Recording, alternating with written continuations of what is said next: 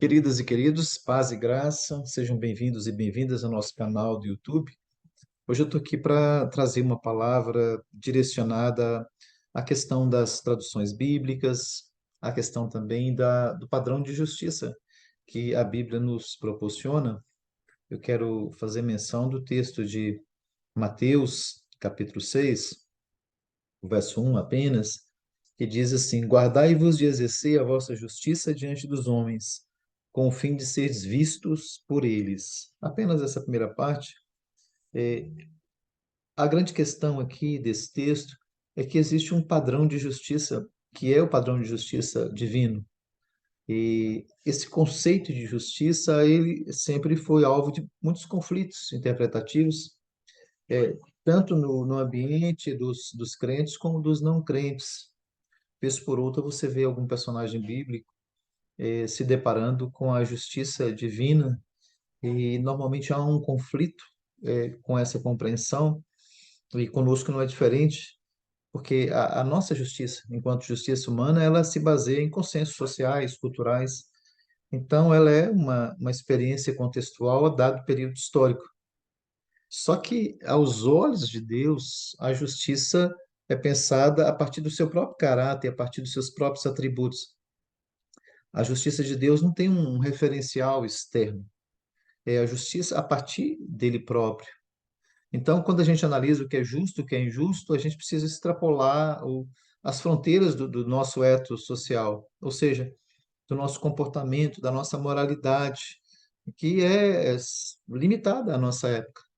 Então, a justiça aos olhos de Deus, e que é apresentada nos evangelhos, como aqui no texto de Mateus, ela precisa ser interpretada nessa perspectiva, porque senão a gente vai assumir uma atitude que aparentemente é justa, tanto religiosa quanto socialmente, mas que é reprovável aos olhos de Deus.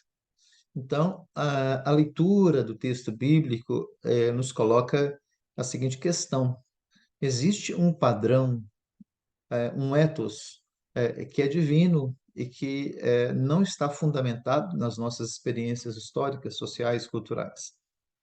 Pensando nessa questão, eu vejo hoje o grande risco que há de algumas traduções que são muito contextuais, que se esforçam excessivamente em se adequar a uma conjuntura cultural, social, econômica, política, religiosa, sociológica, e que corre o risco de perder a fundamentação bíblica mesmo.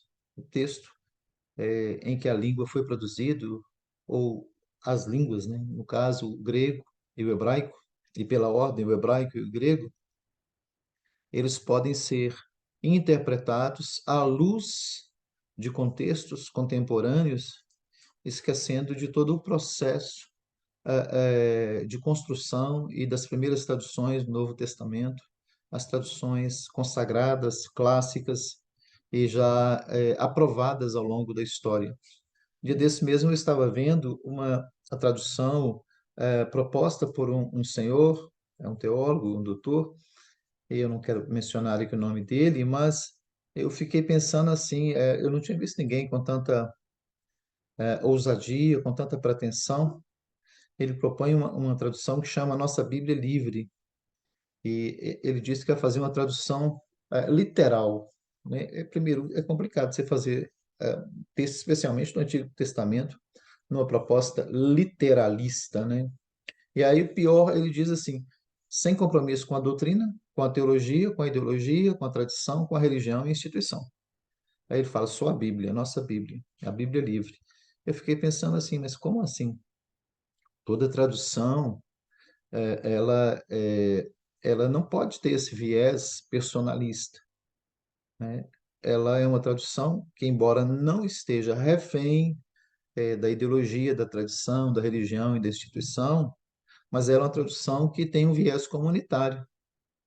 Então, ao mesmo tempo que a Bíblia não é refém de uma teologia ou de uma ideologia ou de uma tradição, ela acontece num contexto da coletividade. Então, ela não pode ser feita a partir de uma pessoa, a partir da compreensão teológica de uma pessoa. E essa pessoa diz que ele já foi um cristão durante décadas e hoje ele não professa mais a fé, né? Ele ensina a Bíblia, ou leciona a Bíblia, mas ele mesmo não crê na Bíblia, assim como nós a conhecemos. Então ele vai fazer uma tradução dele próprio. E essa questão é muito preocupante. E há muitas outras traduções hoje que ignoram, né, o texto tal como foi adotado pela vida da igreja ao longo da história, né? Desde as primeiras traduções, né, mesmo tradução do Antigo Testamento, a Septuaginta, passando pelas primeiras traduções, né? É, é importante que a gente tenha esse entendimento de que a produção das traduções ao longo da história, ela é uma tradução que leva em conta as línguas originais e que foram produzidas dentro de um contexto da igreja. Tem uma visão piedosa. A tradução não é apenas uma tradução com vistas à literatura, mas é uma tradução para atender à demanda da igreja.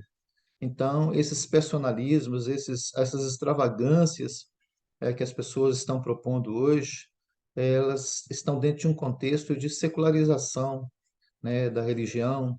Eu estava vendo outro dia também um canal que eles acolhem as pessoas que questionam a Bíblia, né? É um canal do YouTube e é um instituto. Eles falam que é de pesquisa bíblica, mas eles só acolhem as pessoas que questionam a Bíblia, as pessoas que são hereges, que questionam a veracidade da Bíblia, a inspiração, a inerrância. Então, são pessoas que estão tratando a Bíblia como se fosse apenas um livro de literatura, né? Como se fosse uma produção cultural presa a um tempo, né? Há uma tentativa de secularizar o que é sagrado, o que é sobrenatural na Bíblia. São pessoas que tinham uma experiência religiosa e que saíram do ambiente, especialmente no ambiente evangélico protestante, e que agora questiona a vida congregacional, as tradições, os hábitos religiosos. São pessoas desigrejadas, céticas, desviadas, hereges, que vão difamando a vida cotidiana da igreja. Esse canal, ele acolhe todo esse tipo de pessoa, entrevista. Um dia desse eu estava vendo uma entrevista de um deles, havia 600 pessoas ao vivo, somente ao vivo. Ou seja, imagine depois quantas pessoas vão acessar esse conteúdo, né? São pessoas que são desviadas da igreja, da teologia confessional, né? São pessoas que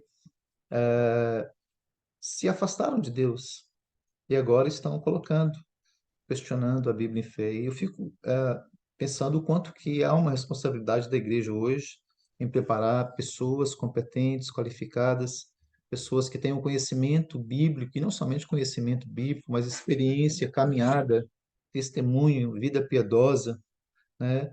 Então, uma proposta que eu tenho feito, especialmente à minha igreja, é a ideia de estudarmos a Bíblia, livro a livro, versículo a versículo, temos um conhecimento panorâmico da Bíblia, melhor dizendo, né? Aliado a uma experiência, uma caminhada com Deus. Então, o nosso núcleo de estudos bíblicos, NEBA 9, que a gente chama, núcleo de estudos bíblicos avançados, Nova Vida, tem essa pretensão, essa ideia de estudarmos a Bíblia com esse olhar piedoso, com esse olhar crítico com relação a esses movimentos, a essas tentativas ah, de desacreditar a Bíblia, de desprezar a comunidade cristã. Então, eu convido você a participar desse movimento, desse projeto. Hoje nós teremos a nossa aula no 6º capítulo de Mateus. E eu quero convidar todos vocês, venha, traga os membros da sua família, os seus amigos, as pessoas queridas, para participar desse momento que a gente considera extremamente importante, né, para a nossa comunidade de fé, e não somente para a nossa comunidade de fé, para as pessoas em geral, para que elas aprendam a conhecer a Bíblia, aprendam a amar a Bíblia, a reverenciar a palavra de Deus. Então você está convidado para estar conosco nessa noite, tá? Nossa reunião será às 19h30 e eu conto com a presença de todos vocês.